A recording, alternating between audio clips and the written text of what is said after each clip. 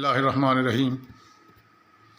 ایک لمبی حدیث ہے، اس کا خلاصہ ہے کہ حضور سید دو عالم صلی اللہ علیہ وسلم نے ارشاد فرمایا، درختوں میں ایک درخت ہے جس کی مثال مومن جیسی ہے۔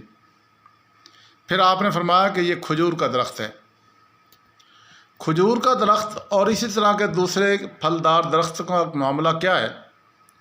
وہ یہ ہے کہ درخت زمین سے، ہوا سے، سورج سے اپنی غذا حاصل کرتا ہے۔ اس طرح اپنے آس پاس کے وسائل کو استعمال کرتے ہوئے ایک پھلدار درخت اپنے آپ کو زمین پر ایک طاقتور وجود کی صورت میں کھڑا کرتا ہے۔ پھر وہ ان حاصل کیے ہوئے اجزاء کو اس سے زیادہ بہتر اور مفید صورت میں بدلتا ہے، جس کو پھل کہا جاتا ہے۔ پھر یہ پھل بھی وہ اپنے لیے تیار نہیں کرتا، بلکہ صرف اس لیے کرتا ہے تاکہ دوسرے لوگ اس کو کھائیں اور اس سے اپنے لیے غذا اور طاقت حاصل کریں۔ ٹھیک یہی معاملہ مومن کا بھی ہے۔ مومن جس معاشرے میں رہتا ہے وہاں سے وہ بہت ساری چیزیں حاصل کرتا ہے۔ اسی طرح اس کی ذہنی جسمانی شخصیت کا ارتقاء ہوتا رہتا ہے، یہاں تک کہ وہ ایک کامل انسان بن جاتا ہے۔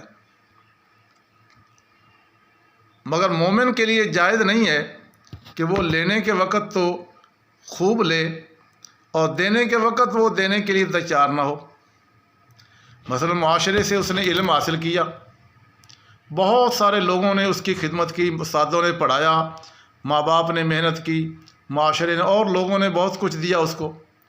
اب جب وہ افسر بن گیا، سیٹ پہ بیٹھ گیا، اب وہ دینے کے لیے تیار نہیں، اب وہ ظلم و ستم کرنا شروع کر دیتا ہے۔ پتہ لگا کہ جو یہ کرتا ہے مومن ایسا نہیں ہوتا۔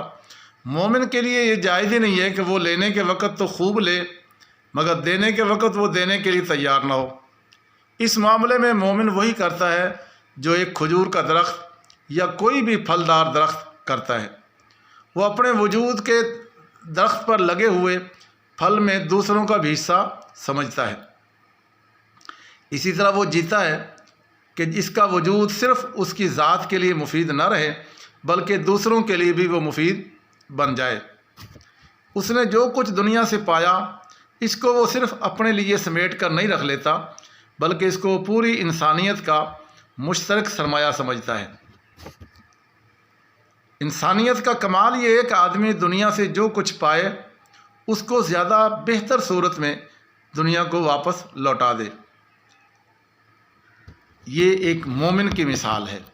اب ہر بندہ یہ دیکھے میں مومن ہوں، مجھ سے معاشرے کو کیا مل رہا ہے۔ ہم لوگ نماز پڑھتے ہیں، ہم لوگ تسبیحات پڑھتے ہیں، ذکر اذکار کر رہے ہوتے ہیں، بھائی داڑھی رکھ لی، آپ کا جبے کبے سے معاشرے کو کیا فائدہ ہے؟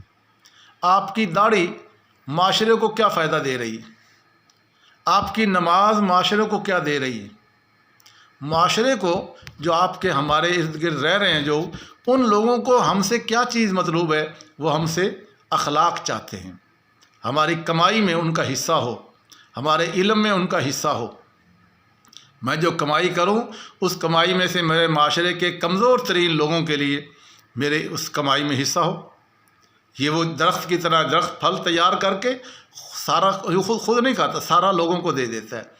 تو میں کیا انسان ہو کے کمائی کر کے پڑھ کے بڑا افسر بن کے اب میں معاشرے پہ رشوت کے بغیر بات تک نہیں کرتا، رشوت کے بغیر میں کسی کا کام نہیں کرتا۔ میں کیا انسان ہوں یا بلکہ اس درخت سے بھی لکڑی سے بھی گیا گزرا ہو گیا ہوں۔ اس لیے حضور نے فرمایا مومن وہ آدمی ہے جو معاشرے سے لیتا ہے، کمائی کر کے لیتا ہے اور پھر وہ کمائی کر کے لوگوں تک پہنچاتا ہے، غربا تک، یتیموں کو، بے سہارا ضرورت مندوں تک وہ اپنی کمائی میں سے لوگوں کو یوں لوٹاتا لیتا ہے۔